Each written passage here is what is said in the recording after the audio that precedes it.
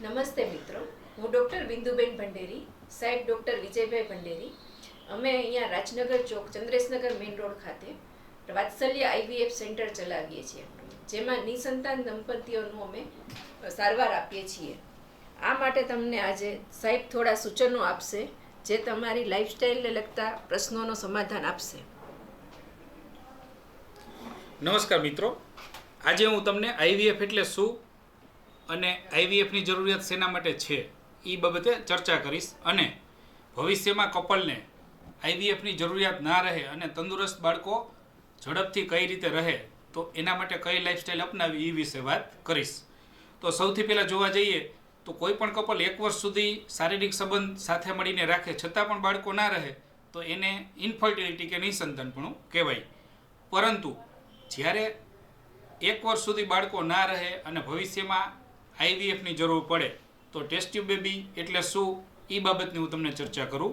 તો આઈવીએફ એટલે જનરલી કે જે કુદરતી અંદર સ્ત્રી બીજ અને પુરુષ બીજ મળીને બાળકો રહેતા હોય છે, એમના બદલે અમે લેબમાં સ્ત્રી બીજ બેનના ખેંચીએ બારે, પુરુષ બીજ એટલે કે સ્પર્મ એક અંદર મૂકીએ અને ઇક્સી કરીને બાળકો બનાવીએ લેબમાં, અને 3 થી 5 દિવસના બાળકો અમે પાછા બેનના ગર્ભાશયમાં રોપી દઈએ અને ઠંડક ચાલુ કરીએ અને પ્રેગ્નન્સી પોઝિટિવ 80%-90%માં આવતી હોય છે. આને આઈવીએફ કે ટેસ્ટ ટ્યુબ બેબી કહેવાય. પરંતુ આજના યુગમાં આઈવીએફ અને ટેસ્ટ ટ્યુબ બેબીની જરૂરિયાત ખૂબ વધી ગઈ છે. તો ખરેખર કુદરતી રીતે હેલ્ધી બાળકો અને ખૂબ ટૂંકા સમયમાં કઈ રીતે રહે કપલને, એ વિશે હું તમને 6 સોનેરી સૂચનો કરવાનો છું કે જો તમે લાઈફસ્ટાઈલ એ પ્રમાણે અપનાવો તો તમારે બાળકો ઝડપથી રહે અને તંદુરસ્ત બાળકો રહે, મિસકેરેજ ઓછા થાય અને ખોટખાપણવાળા બાળકો બહુ બને નહીં. તો એમાં સૌથી પહેલાં જોવા જઈએ તો એક લગ્ન કરવામાં બહુ લેટ ન કરવું. સમજો કે 20-22 વર્ષથી લઈને 25 વર્ષ સુધીમાં આપણે લગ્ન કરી લેવા જોઈએ.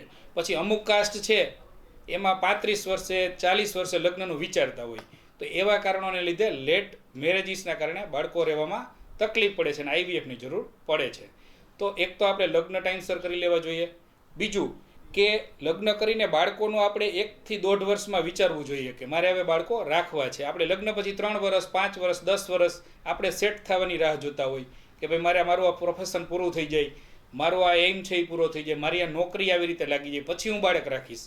તો ત્યાં સુધીમાં 30-40 વર્ષ થાય એટલે બહેનોને કાં ગર્ભાશયમાં ગાંઠું થાય, કાં અંડાશયમાં ગાંઠું થાય, કાં તો સ્ત્રી બીજ જ બનતા બંધ થઈ જાય. તો આવા કેસમાં બાળકો પછી રહેવામાં તકલીફ ખૂબ જ પડે છે અને આઈવીએફની જરૂર વધી જાય છે. તો લગ્ન પછી 1 થી 1.5 વર્ષમાં બાળકો માટે વિચારી લેવું જોઈએ.